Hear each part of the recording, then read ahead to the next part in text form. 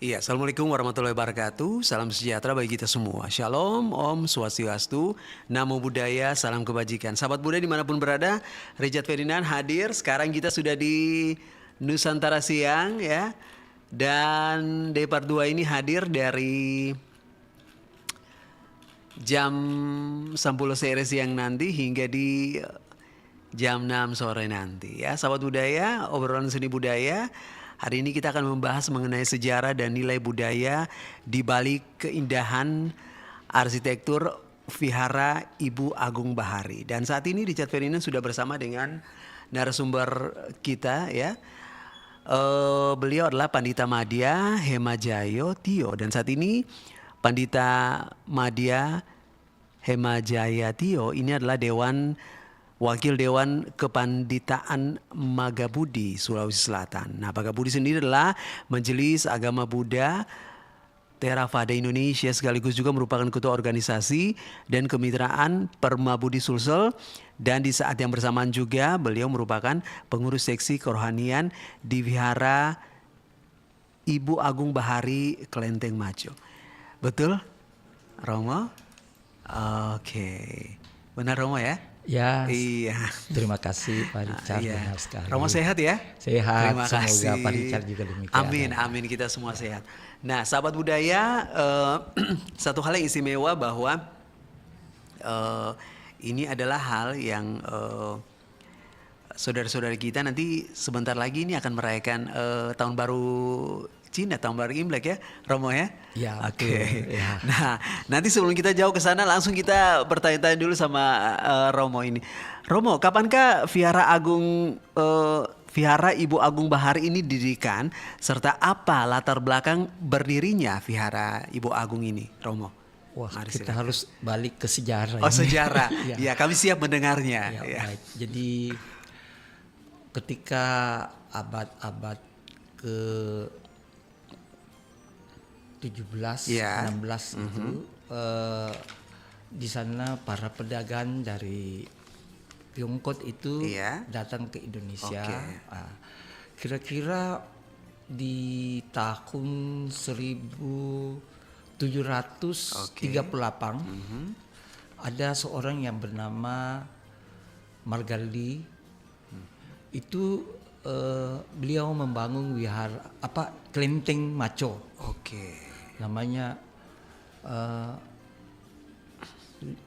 saya agak lupa, nanti saya ingat. Ya. oke. Kemudian setelah membangun, tapi menurut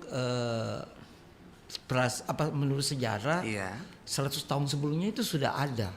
Oh, oke. Itu ada di Jalan Ahmayani. Itu Iya. waktu pemerintahan VOC itu. Iya. 100 Jadi, tahun sebelumnya kok Ya, ya? 100 Iya. tahun sebelumnya. Nah, pada saat dibangun itu oleh Margali ini itu terletak di Jalan Sulawesi Oke. nomor 41 43. Iya. Kemudian menurut prasasti itu sudah 2 kali terjadi direnov. Oke. Ada, jadi kalau kita masuk di pintu gerbang itu di sisi kanan kiri itu ada 2 prasasti. Itu menyatakan bahwa sudah pernah 2 kali direnov. Oke, iya. Nah, pada tahun 1997 atas kebijakan pemerintah yang diakui itu adalah 5 agama saja. Iya. Salah satunya itu adalah agama Buddha. Sehingga otomatis kelenteng ini berubah menjadi wihara. Jadi tadinya namanya Kelenteng Macopo, Iya. berubah menjadi Wihara Ibu Agung Bahari. Oke. Nah, namun pada Kelenteng Macopo ya? yang Macopo, ya. Kemudian tahun 97 setelah disahkan 5 agama ini berubah jadi Kelenteng Vihara. Menjadi Wihara Ibu Agung Bahari. Vihara, oke. Nah, pada tahun 97 Vihara Ibu Agung ya? Ibu Agung Bahari. Nah, pada tahun 97 wihara ini ada kerusuhan di Makassar. Kemudian wihara ini dibakar. Oke. Jadi seluruh bangunan terkecuali gerbang dan sisi kiri Iya. itu hangus, Oke. habis. Nah, nanti di tahun 2003 atas inisiatif Bapak Sudibyo Alimang menghimpun dana, maka didirikanlah gedung yang berlantai 4. Oke. Nah sekarang gedung itu berdiri megah di tengah-tengah kota antara Jalan Sulawesi, perempatan Seru itu. Nah, Sudibyo itulah Aliman ya. Bapak Sudibyo Alimang. Beliau juga sebagai ketua yayasan. Beliau yang akhirnya punya ide untuk renovasi kembali. Oke. Menghimpun dana dari masyarakat Iya. dan beliau menjadi pelopor. Jadi setelah itu sekarang Wihara Ibu Agung Bahari menjadi salah satu tempat ibadah, juga menjadi tempat situs ya, Iya. sejarah. Oke. Ya, jadi memang selain umat Buddha yang datang, banyak juga pendatang-pendatang yang melancong ke Makassar ini ya menyempatkan diri untuk singgah di Wihara Ibu Agung Bahari. Ibu Agung Bahari. Iya. Jadi sekarang alamat dari Ibu Agung Bahari ini di Jalan Jalan Sulawesi, tepatnya Jalan oke. Sulawesi, Ya. perempatan Serui, Perempatan Serui. Jalan Sulawesi nomor 4143. Yang ada patung ini di atas sekali itu kok. Oh ya, kalau kita lihat dari Iya. dari laut seberang Iya. sana yang tidak dihalang itu Iya. tembok itu ya kita lihat Patung ya. Wah, Depan patung RRI juga kelihatan Oh loh. kelihatan. Iya, Oh, iya. kelihatan. Ada patung besar berdiri Betul, di betul. ini ya, di puncak ini ya, di Ya. puncak vihara itu ya. Ya, Oke. Jadi apa namanya?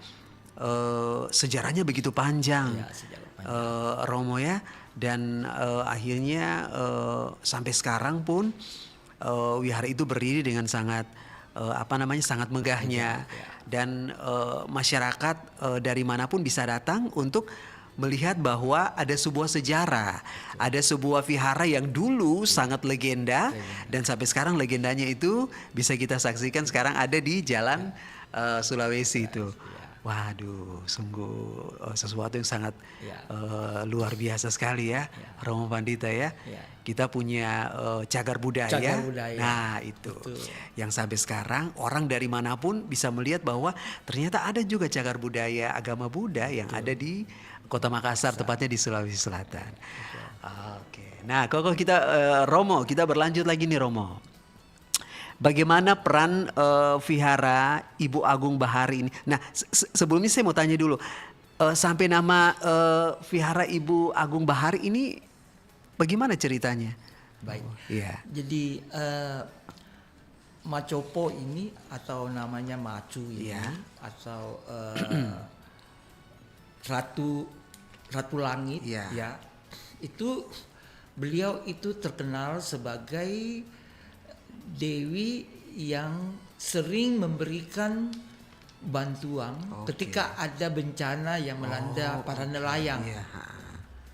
Jadi Ibu Agung Bahari itu artinya kelautan. Iya. Ya, jadi sebenarnya adalah mengarah kepada dewi sebagai penjaga, pelindung lautan. Itu jadi asal mulanya dari sana Ibu Agung Bahari itu. Jadi beliau ini hadir sebagai seorang penjaga bagi nelayan ketika ada musibah begitu kok. Romo ya. Oke. Akhirnya sampai sekarang nama itu abadi. Dalam bentuk vihara ini ya. Nah, kemudian bagaimana peran vihara Ibu Agung Bahari ini dalam kehidupan masyarakat Tionghoa, khususnya yang ada di Kota Makassar? Baik.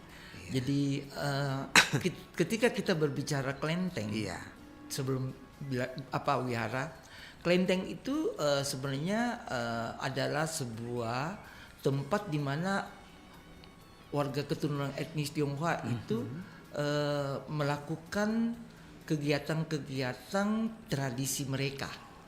Nah, tradisi mereka itu adalah terdiri dari agama Buddha, agama Konghucu, dan aliran Taoisme. Jadi disebut Sangkau. Jadi otomatis kelenteng ini menjadi sebuah tempat bagi warga keturunan elit Tionghoa untuk melakukan tradisi-tradisi mereka. Nah, tradisi mereka itu sebenarnya 3 ajaran. Tapi yang diakui pemerintah kan baru Buddha dan Konghucu. Taoisme belum. Begitu. Buddha dan Konghucu baru di ini ya, maksudnya sementara diakui ya oleh pemerintah Republik Indonesia. Ya, oke. Kita berdoa semoga nanti ke depannya juga yang satu itu juga bisa diakui ya. Tapi mereka sama-sama mengajarkan tentang ini ya, kebaikan, damai sejahtera atau bagaimana? Baik. Romo. Jadi kalau kita melihat ajaran dari Buddha, Buddha itu kan lahir di India. Buddha lahir di India. Ya. Nah, ajaran beliau itu adalah bagaimana agar makhluk hidup ini bisa bebas dari tua, sakit dan mati, atau keluar dari siklus 31 alam. Itu inti ajarannya. Nah, untuk itu maka umat Buddha itu harus menjalankan 3 hal utama, yaitu menghindari perbuatan buruk, senantiasa melakukan semua bentuk kebajikan dan sucikan batin sendiri.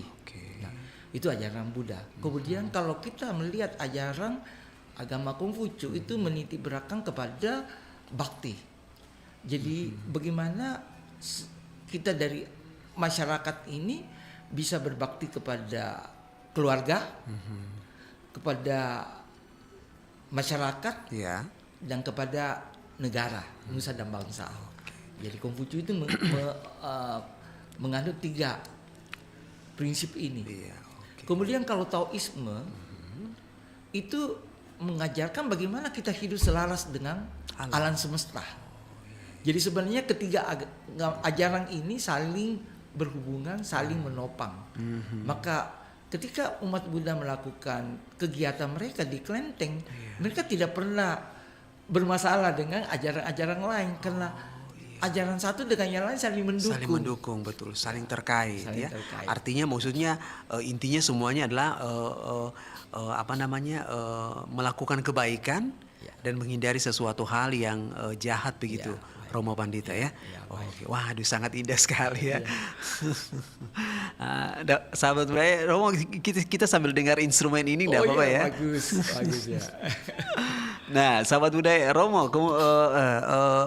Romo Pandita, kemudian bagaimana gaya arsitektur yang dominan dari Vihara Ibu Agung Bahari ini? Kan masing-masing vihara mungkin ada dia punya ini ya, dia punya style atau gaya-gaya tersendiri, Romo ya. Nah, boleh dijawab dulu ini pertanyaan kita. Jadi begini, kita harus melihat asalnya ini. Jadi Ibu Agung Bahari itu atau disebut Macu itu lahir di Provinsi Hokkien, di Provinsi Hokkien, kemudian di Pulau Meicho. Pulau Meicho. Jadi beliau itu lahir dengan nama Ling Me. Marganya Ling, namanya Me. Me itu pendiam. Jadi waktu lahir itu beliau tidak menangis. Jadi pendiam. Kemudian nama panggilannya menjadi Me Niang. Artinya wanita pendiam. Wanita pendiam. Namun sejak lahir, beliau lahir di tahun 960. 960 ya. Kemudian wafat di 987. Jadi beliau cuma berusia 27 tahun. 27 tahun. Nah, dalam legenda ketika beliau lahir, beliau sering menolong para nelayan kalau tertimpa musibah. Di laut ya? Di laut, termasuk beliau pernah menolong ayahnya dan kakak kandungnya. Itu legenda ya. Legenda, iya. Setelah beliau meninggal, banyak nelayan yang menyimpang patung di atas patung beliau. Iya, di atas kapal. Di kapal mereka. Dan itu menurut mereka sering kalau ada yang nelayan yang tertimpa musibah itu ditolong oleh seorang perempuan. Berambut panjang. Mereka gambarkan itu sebagai Ibu Agung Bahari. Nah, bercerita tentu karena berasal dari provinsi Hokkien ini, tentu budaya yang dibawa juga banyak kaitannya dengan yang ada di provinsi Hokkien.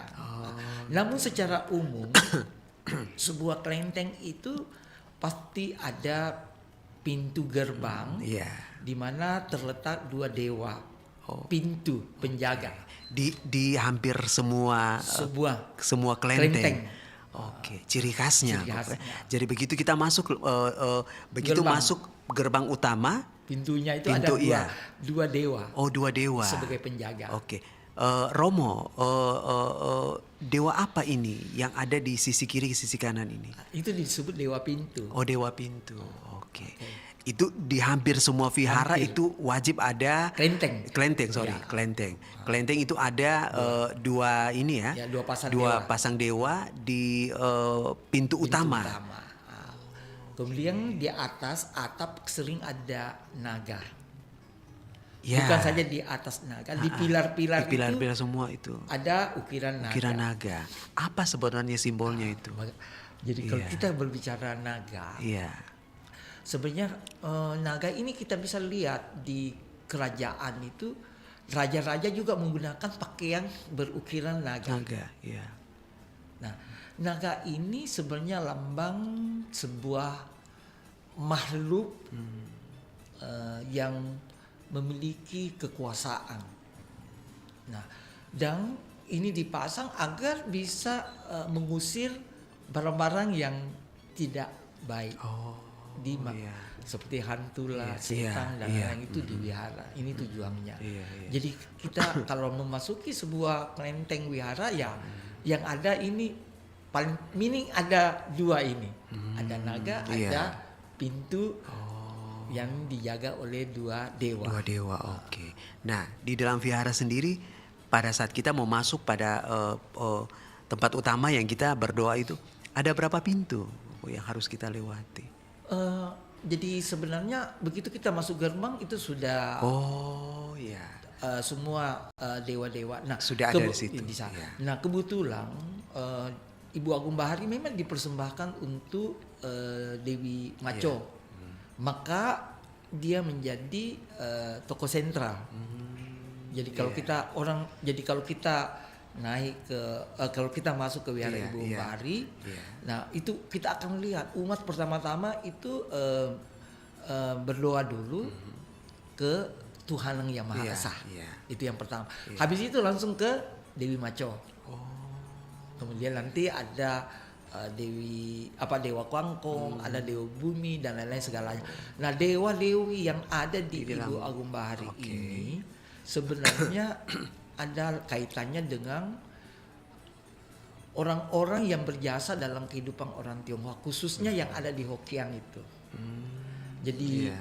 kita akan lihat dewa ini simbolnya apa. Mereka memang adalah pernah hidup di kehidupan masyarakat orang Tionghoa sehingga mereka dikenang sebagai seorang dewa Iya. karena mereka berjasa. Begitu. Oke. Nah, Romo Pandita, yang menjadi pertanyaan saya, penasaran saya, mohon izin Romo Pandita, apa bedanya vihara dan kelenteng? Ya. Jadi kalau kita berbicara kelenteng, Iya. saya tadi katakan bahwa Iya. ada 3 ajaran di dalam. Oh, iya, iya. Tapi ketika kita berbicara wihara, Oke. wihara itu sebenarnya dari bahasa Pali. Dari zaman Sang Buddha digunakan Iya. oleh bahasa yang digunakan oleh Buddha. Iya. Adalah tempat untuk menyimpang semua ornamen-ornamen Iya. yang ada kaitan dengan Buddha Gautama. Iya. Itu di vihara ya? Ya, wihara. Vihara. Nah, wihara itu yang paling besar itu di dalamnya ada cetia, ada kuti. Oh, apa itu, Koko? Cetia itu tempat untuk meletakkan ornamen-ornamen yang ada kaitannya dengan Buddha. Buddha. Oh, iya. Kalau kuti itu adalah tempat tinggal para biku. Oh, di dalam. Ya, di dalamnya. Oke, mereka tinggal Jadi di dalam. sebenarnya di wihara Ibu Agung Bahari ada ini. Aha. Jadi layak juga disebut wihara. Vihara.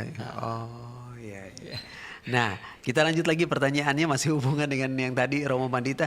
Nah, apa pengaruh gaya arsitektur tersebut dalam makna spiritual di dalamnya? Tadi yang arsitektur vihara Ibu Agung itu. Kemudian apa pengaruhnya gaya arsitektur tersebut terhadap makna spiritual yang ada di dalamnya. Jadi tadi kita melihat tentang gerbang Iya, yang naga, iya. Nah, sekarang kita melihat warna. Iya, iya. Jadi kelenteng itu dominan ada warna merah dan emas. Warna merah dan emas. Iya, dominan itu. Oke. Nah, merah dalam budaya orang Tionghoa itu adalah sesuatu yang berkaitan dengan berkah. Merah berkah. Jadi kalau mereka merasa suasana riang, gembira, bahagia itu digambarkan dengan menggunakan merah. Sebaliknya kalau menggunakan putih itu berarti kebalikan, duka. Oh, duka. Oh, iya. Maka wihara itu akan dominan dengan warna merah. Karena dianggap tempat yang akan membawa keberkahan. Romo Pandita, berarti memang warna merah ini memang sudah ada sejak semula ya? Iya. Nanti kalau kita berbicara kaitannya dengan Imlek itu kan kenapa warna merah? Nah, nanti akan kita bahas selangkah demi selangkah. Iya. Kita lanjut lagi Romo. Nah, adakah makna di balik setiap elemen bangunan seperti pintu gerbang, atap, ukiran, dan patung-patung yang ada di sebuah wihara? Oh, sebenarnya punya makna yang tersendiri. Jadi naga itu disimpan di atas. Itu naga tempatnya selalu di atas. Iya, di atas. Jadi juga semacam mencegah roh-roh yang tidak baik itu untuk masuk. Oh, iya. Jadi naga itu ada biasanya sepasang, ada api, ada api itu yang keluar dari mulut naga itu. Nah, itu. Iya. Nah, jadi selain di atas, dari pintu gerbang juga itu mencegah makhluk-makhluk yang nggak baik itu masuk. Oh, itulah makanya ada sosok naga di situ. Dan ada sosok dewa. Sosok dewa juga sebagai penjaga. Pintu. Jadi itu sekilas gambaran ornamen yang ada di wihara. Berarti warna keemasan dan warna merah ini memang sudah ada sejak semula. Nah, adakah perbedaan atau kesamaan antara arsitektur Vihara Ibu Agung Bahari dengan vihara-vihara lainnya yang ada di Indonesia, Romo? Jadi begini, hampir semua kelenteng ini sama arsitekturnya, karena semua itu diimpor. Jadi maksudnya diimpor apa ini? Ukirannya itu kebanyakan diimpor masuk dulu. Namun sekarang berarti tidak bisa dibuat di. Namun setelah beda. Perkembangan zaman. Sekarang untuk mendatangkan itu kan terlalu sulit. Nah, jadi banyak pemahat. Sudah ada ya? Dari nasional sini, seperti di Jepara itu mereka sudah bisa dikasih contoh, mereka memahat sama persis ya. Sama. Mereka belajar ya sampai sedetail-detailnya. Waduh, luar biasa. Romo Pandita, kita jeda dulu 1-2 menit. Sahabat muda jangan kemana-mana, nanti kita kembali lagi sesaat lagi, jangan kemana-mana.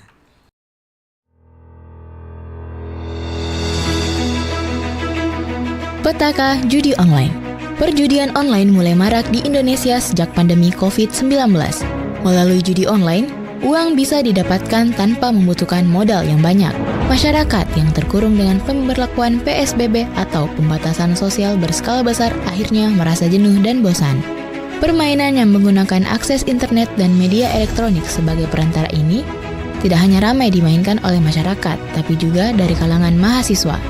Dikutip dari RRI Bandung, seorang mahasiswa psikologi Universitas Islam Bandung mengatakan bahwa beberapa temannya sempat mencoba bermain judi online. Bahkan salah satunya kecanduan hingga menggadaikan laptopnya untuk membayar depo. Judi online yang sangat merugikan ini perlu menjadi perhatian pemerintah agar segera dibasmi. Kompas.com baru-baru ini mengabarkan bahwa seorang pria yang berprofesi sebagai ojek online di Semarang ditemukan gantung diri di rumahnya akibat judi online. Menurut keterangan sang istri, sebelumnya suaminya sudah 3 kali melakukan percobaan bunuh diri yang berhasil digagalkan. Sebelum berhasil bunuh diri, korban juga bahkan menggadaikan sertifikat rumah untuk judi online. Pemerintah harus memberikan edukasi mengenai bahaya judi online.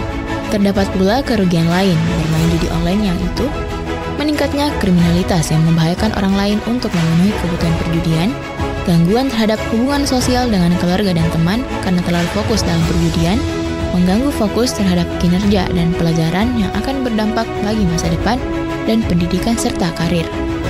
Terakhir, permainan judi mendorong seseorang untuk melakukan hal-hal ilegal untuk mendapatkan uang. Judi online menghancurkan masa depan seseorang yang masih panjang, karena harus berakhir akibat utang yang menumpuk dan tekanan yang tak henti. Selamatkan masa depan, jauhi judi online yang membawa kegelapan.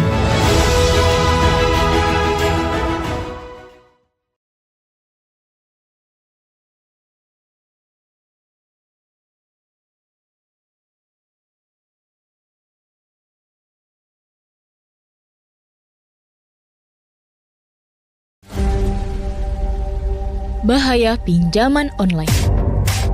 Pinjaman online atau yang sering kita sebut dengan pinjol merupakan sebuah fasilitas peminjaman uang yang dikeluarkan oleh lembaga keuangan tertentu secara online. Mulai dari tahap pengajuan, persetujuan hingga pencairan dana dilakukan secara online atau dikonfirmasi melalui telepon maupun SMS. Nah, Romo Panita, kita sudah di sesi kedua. Nilai-nilai budaya apa saja yang terkandung dalam arsitektur dan tata letak vihara Ibu Agung Bahari ini, Romo Pandita? Ya, kalau dari segi nilai-nilai budaya, tentunya mengandung sebuah penegakan moralitas, dan nilai-nilai itu adalah mengandung bakti. Jadi kalau kita melihat patung-patung yang ada di dalam itu sebenarnya adalah sebuah gambaran di mana orang-orang warga keturunan Tionghoa itu sangat menghargai tokoh-tokoh yang berjasa dalam kehidupan orang Tionghoa itu sendiri. Maka mereka itu diabadikan dalam bentuk patung-patung itu. Nah, dianggap sebagai dewa. Memang dalam agama Buddha juga mengajarkan orang yang banyak simpanan kebajikan akan terlahir di alam surga atau alam bahagia. Nah, penghuninya itu disebut dewa. Jadi dewa itu adalah penghuni yang berdiam di alam surga. Dalam agama Buddha surga ada 6 tingkat. Nah, itu.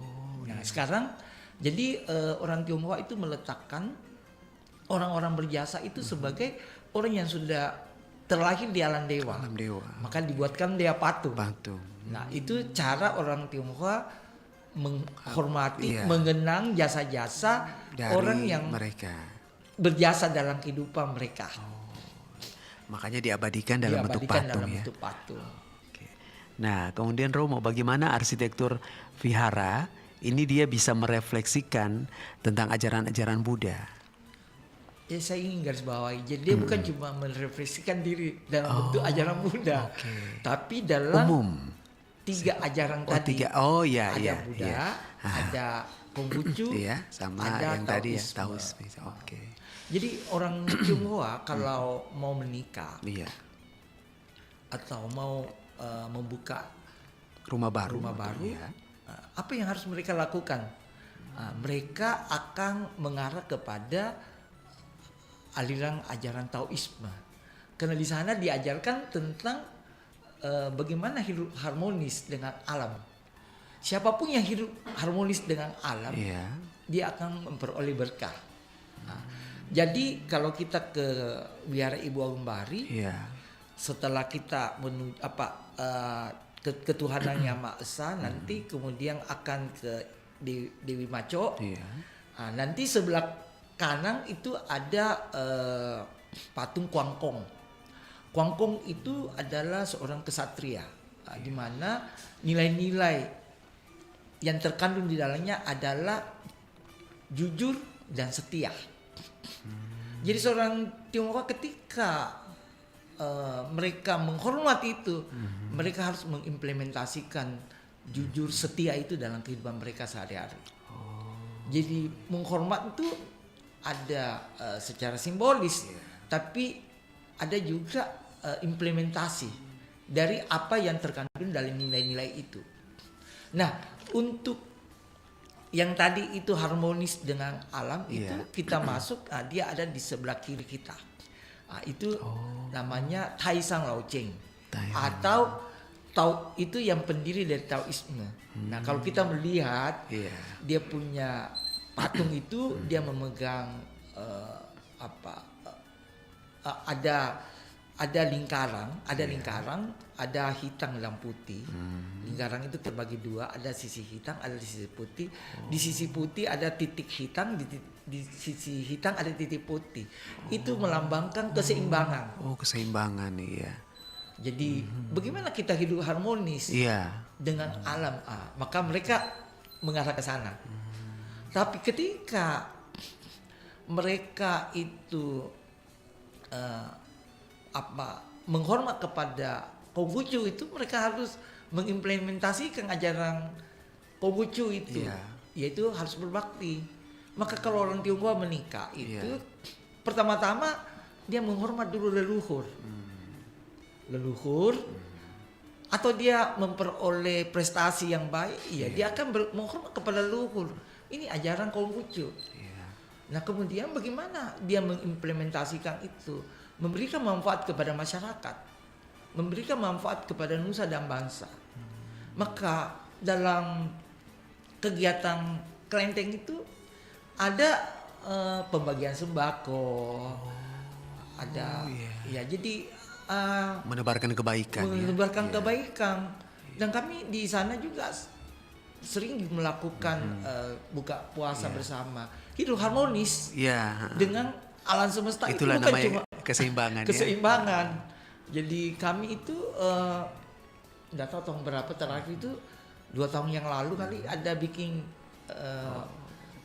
buka puasa bersama. Kami undang kecamatan, camat, lurah yang ada di Wajo. Kecamatan Wajo ya. Iya, betul. Karena kan letak di Wajo. Kemudian Wajo. undang beberapa panti asuhan, kita buka. Ini kan implementasi dari semua ajaran yang terkandung dalam 3 ajaran ini. Waduh, harmonis sekali ya Romo ya. Nah, kemudian Romo, adakah makna, warna-warna dan simbol-simbol yang digunakan dalam dekorasi vihara? Jadi kalau kita melihat tadi domina merah. Wah, merah dan emas merah. ya. Emas. Nah, kenapa bisa merah? Ini kita menjadi berkah. Jadi sebenarnya kalau kita berbicara Imlek itu adalah penanggalan berdasarkan candra. Ing itu berarti gelap, yang itu berarti terang. Jadi dalam kalender orang Tionghoa ada 2, ada penanggalan berdasarkan yang, ada berdasarkan Imlek. Imlek. Nah, berdasarkan Imlek itu yaitu melihat peredaran bulan. Kalau berdasarkan matahari melihat peredaran melihat penanggalan berdasarkan peredaran matahari. Nah, jadi Imlek itu menggunakan peredaran berdasarkan bulan. Nah, di bulan 1 Imlek itu adalah memasuki bulan semi. Jadi di bulan itu ada 4 musim. Di Tiongkok ada 4 musim. Ada sebi, ada musim panas, hujan, dingin. Musim dingin. Ada 4. Jadi dingin ini yang salju ya? Ya, salju. Jadi memasuki memasuki tahun baru tanggal 1 Imlek berarti sudah memasuki musim semi. Musim semi adalah sebuah harapan. Karena bunga-bunga bermekaran. Nah, berkaitan dengan warna merah ini saya akan kaitkan sedikit. Jadi dulu di musim semi ini ada seekor makhluk yang namanya Niang.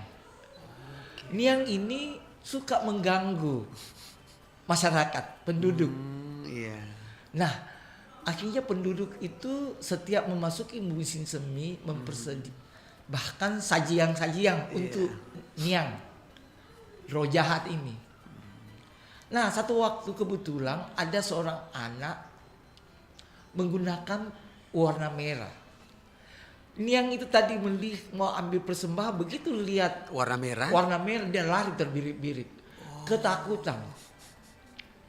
Sehingga muncullah tradisi merah itu adalah berkah yang bisa mengusir semua roh-roh yang jahat, semua hal yang tidak baik. Maka di Imlek itu orang Tionghoa itu juga menggunakan warna merah, dominan warna merah. Merah. Oke. Jadi merah ini memang sangat kental kaitannya dengan budaya orang Tionghoa. Oke. Apakah ada yang membuat sehingga Vihara Ibu Agung Bahari ini begitu istimewa? Yang membuat Wihara Ibu Agung Ah, Bahari ini menjadi sangat istimewa Iya. karena mungkin yang ajaran itu ada di dalamnya itu Iya. 3 ajaran ini ada patungnya semua. Oh, iya. Jadi Itu kalau yang bikin jadi begitu istimewa ya, Romo. jadi ya. kalau kita di lantai 4 kita akan Oh, berarti ada berapa lantai ini? jadi Ibu Agung Bahari terdiri dari sebenarnya 4,5 lantai. 4,5 lantai. Oke. Yang Lantai lantai satu, 1 itu adalah tempat parkir mobil. Yang iya. Lantai kedua itu adalah ruang serbaguna. Lantai ketiga adalah ruang untuk semua ornamen yang ada kaitannya dengan agama Buddha. Itu tempat sembahyang gitu. Iya. Lantai 4 Iya. untuk ornamen yang ada kaitannya dengan Taoisme dan Konghucu. Oh, iya. Karena baru 2 ini yang diakui kok ya. Taoisme kan Taoisme sudah, tidak diakui tapi ada tempatnya. Oh, iya. Kemudian lantai 4,5 Setengah itu gitu. Ada berdiri patung, Patung, iya. Dewi Maco Iya. yang warna putih ya. yang mengarah ke barat. Menghadap ke sana. Ke barat. Iya, betul. Sebenarnya bukan ke barat, mengarah ke laut. Oh, iya. Karena diharapkan Dewi Maco ini bisa melihat Betul. apa yang bisa memantau Oh, apa iya, yang iya. terjadi di Betul, lautan. betul. Ini simbol. Iya. Sehingga diterjemahkan ya dengan meletakkan mengarah ke laut. Ke laut. Ini beliau berfungsi. Oh, iya. Nah, lalu apakah ada tantangan yang dihadapi dalam melestarikan Vihara Ibu Agung Bahari ini, Romo Pandita? Sebenarnya ketika semua bisa dikomunikasikan, maka semua akan cair, tidak akan ada tantangan lagi. Jadi tempat kami juga sering dikunjungi oleh mahasiswa yang mengambil budaya, sosial budaya. Sering juga didatangi oleh para pelancong, para turis. Berarti upaya yang dilakukan salah satunya adalah membuka diri ya. Membuka diri. Jadi kami membuka diri, ya. Dan memang sekarang juga dengan adanya moderasi beragama. Ya, moderasi beragama betul. Di mana setiap sekolah itu diperkenalkan setiap agama. Jadi tempat kami juga menjadi salah satu tempat yang bisa jadikan tujuan. Kenapa? Di dalam itu ada Taoisme, ada Konghucu, ada Buddha. Kalau tidak mengecilkan arti dari tempat yang lain ya. Karena kami di situ memang ada Taoisme. Berarti lengkap ya di situ ya.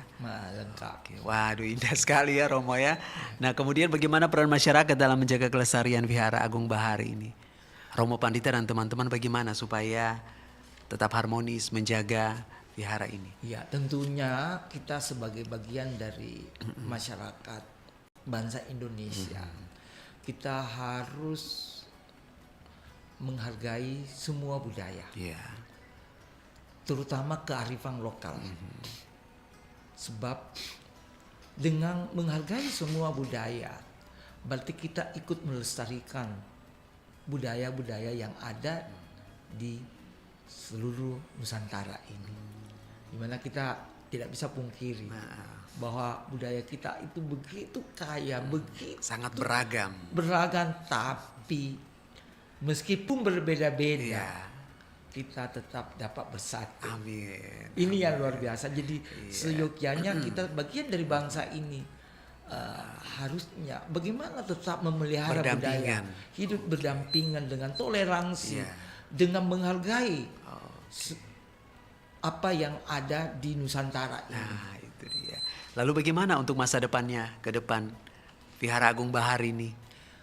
Ya, jadi memang Wihara Ibu Agung Bahari ini dalam waktu ke depan itu menghadapi tantangan karena mereka warga keturunan Tionghoa ini yang muda-muda ini sudah tidak tertarik dengan budaya ini.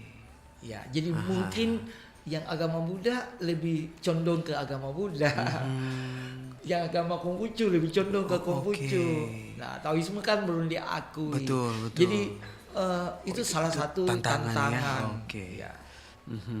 Kemudian bagaimana supaya Wihara Agung Bahari ini dia tetap konsisten, bisa tetap relevan dan juga bisa berkontribusi untuk masyarakat di masa modern ini. Apa yang bisa dilakukan? Jadi kami upaya-upaya yang kami lakukan artinya bagaimana memberikan pelayanan yang terbaik kepada masyarakat. Apakah mereka itu umat Buddha, apakah mereka itu untuk menimba ilmu, apakah mereka itu pelancong. Nah, itu satu. Yang kedua, tentu kami harus berupaya mewariskan budaya-budaya ini kepada generasi yang berikut.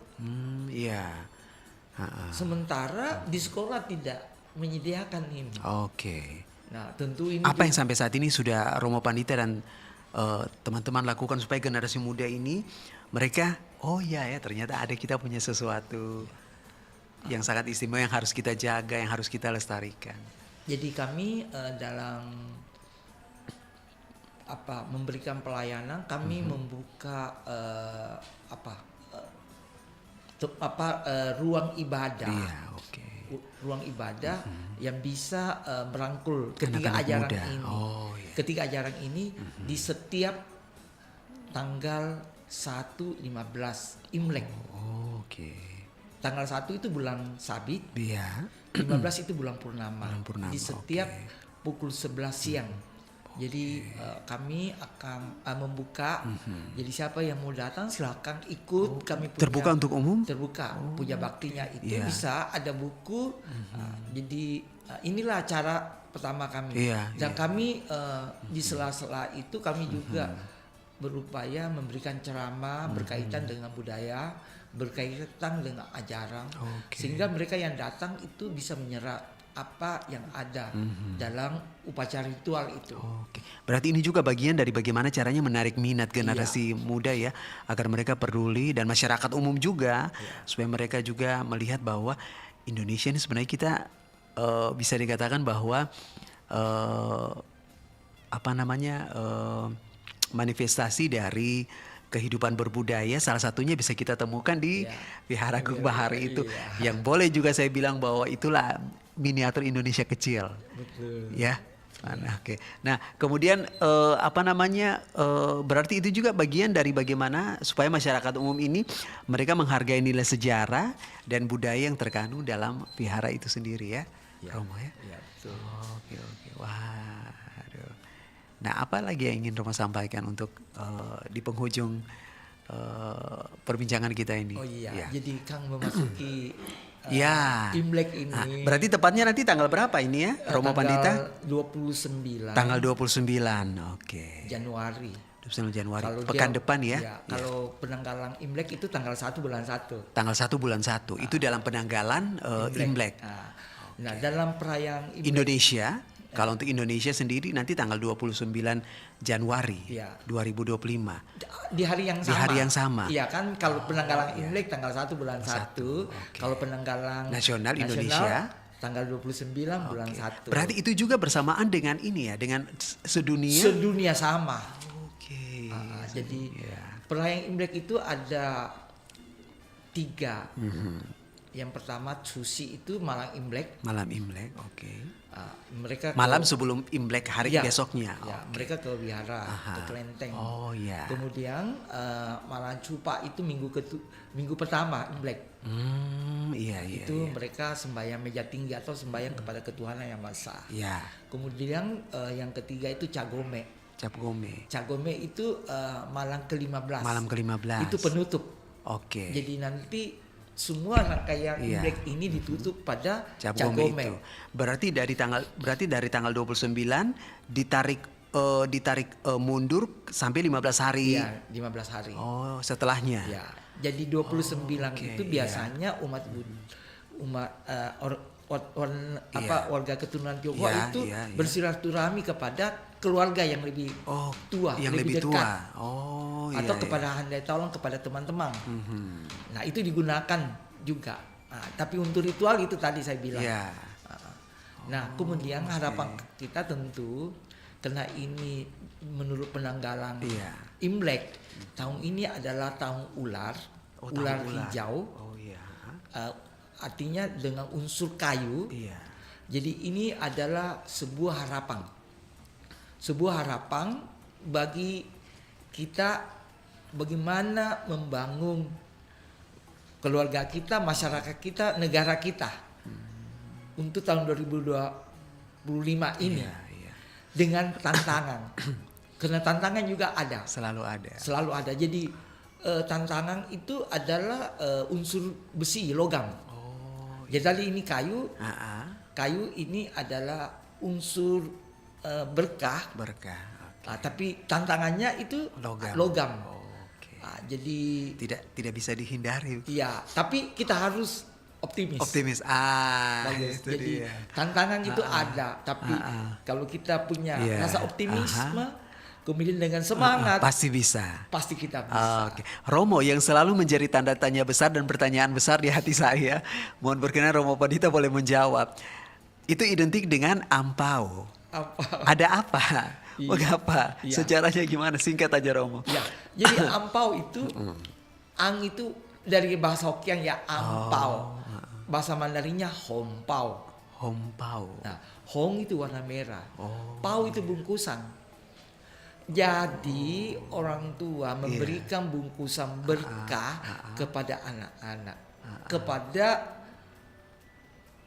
masyarakat.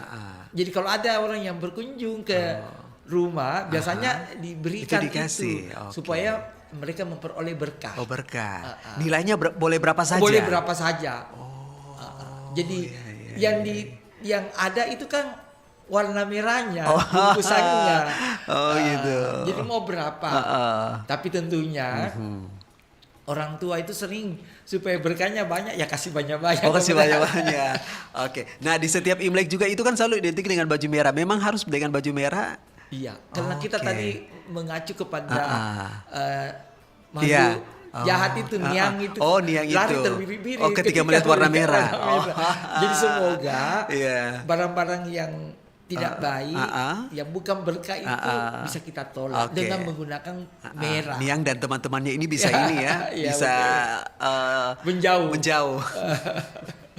Romo Pandita terima kasih sekali Terima kasih. pagi hari ini, siang ya. Ini waduh, kita sekali lagi seluruh keluarga besar RRI Makassar mengucapkan selamat Hari Raya Imlek, selamat tahun baru ya. Semoga berkah untuk kita semua sepanjang hidup kita ya. Yang baik-baik saja, yang indah-indah saja selalu kita rasakan dalam hidup.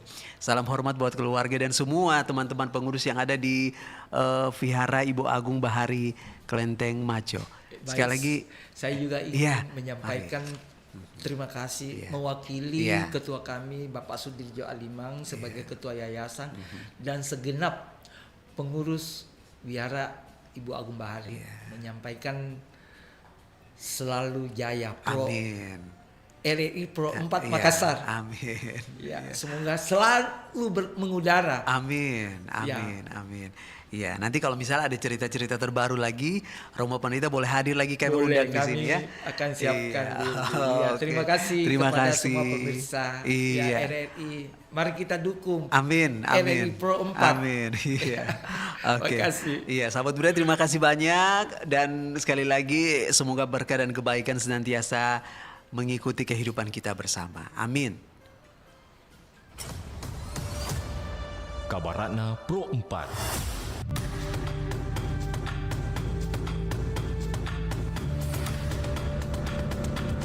Iya, sahabat budaya kuliner Wadi. Wadi merupakan budaya kuliner suku Dayak Ma Anyan Dayak Ngaju, dan Banjar di Kalimantan, Indonesia.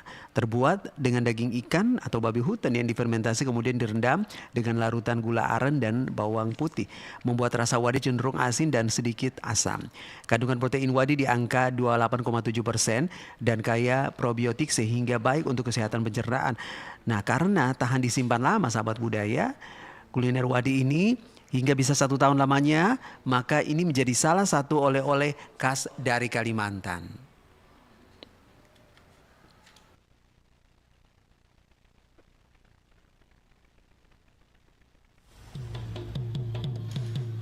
Demikian kabar Ratna Pro